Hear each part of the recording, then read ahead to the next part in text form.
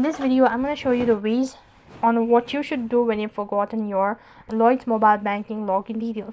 So if you have forgotten your login details and unable to log in into your account, then you have come to the right place. So for that, you have to open up a browser, or you could use an application. Either way, the procedure is going to remain the same.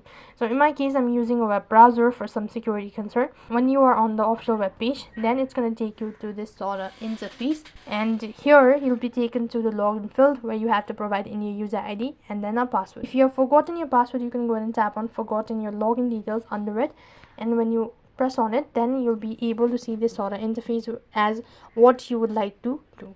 Either you could change your password, or you could change your memorable information, change both, or find out your user ID. In my case, I'm going to go with change my password and click the continue button. Here you have to provide in your user ID, first name, last name, your date of birth for the confirmation of your identity. So enter in your information and click the continue button. On the other page, an email with a verification code will be sent, which you have to enter in, and accordingly you'll be provided with the page where you can go ahead and reset your password. And when you're done resetting your password, then you can log in with your newly created or updated information. That is all for this video.